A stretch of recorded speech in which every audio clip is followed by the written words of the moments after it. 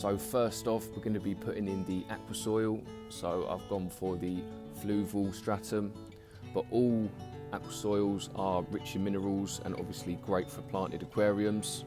If you know exactly where you're going to be putting your plants, maybe focus the soil around those areas. I've just spread it throughout the whole tank because I don't know where or if I'm going to put any plants in the aquarium at this point.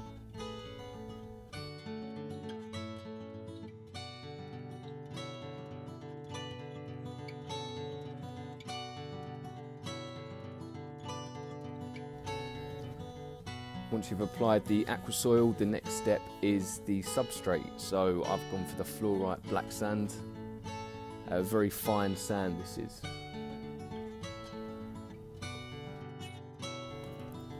So before you apply the substrate into the tank, you need to make sure that it's rinsed. I normally rinse it thoroughly in the bread bin, don't tell the missus, and I rinse it out until the water's gone clear, because if you don't do this, when you fill the tank up, it's just going to be murky and you're just going to have to keep draining the tank out until the water's gone clear.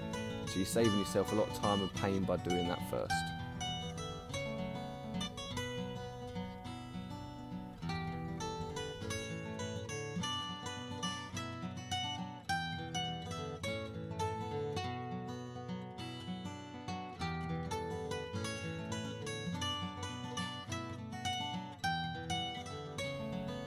Now it's time to scape the tank, so I'm going to start off with a branch that I got from a local fish shop.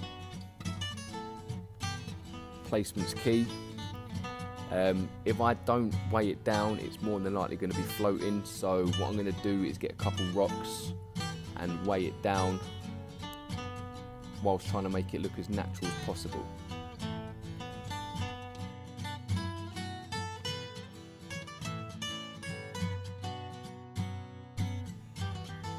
Hopefully that weighs it down enough to stop it from moving, because it's a lot easier when there's no water in the tank.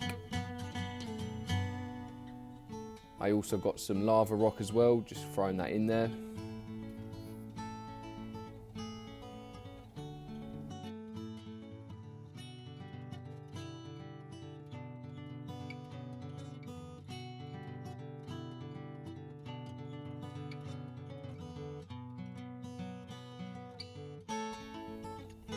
I'm also using this piece of driftwood that will hopefully disguise the filter and the heater.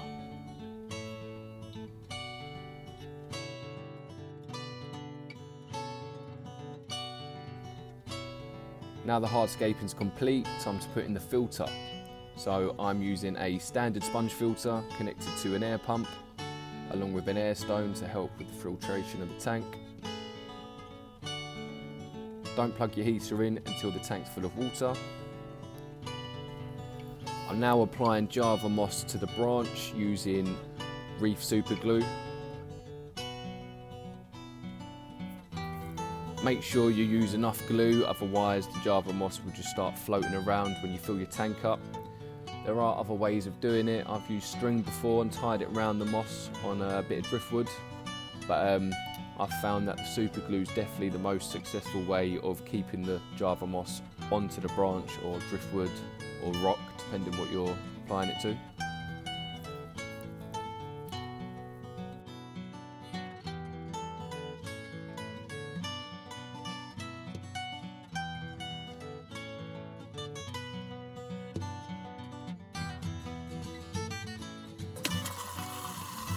So now it's time to fill up the tank.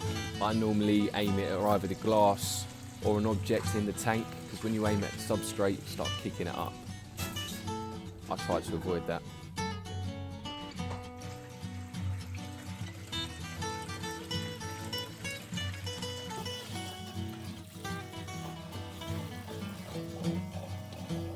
Now the tank's filled, let's see how it looks in the light. Now you can turn on your filter and turn on your heater. As you can see, the moss has held. If it was on the string at this point, it probably would have already been circling the tank.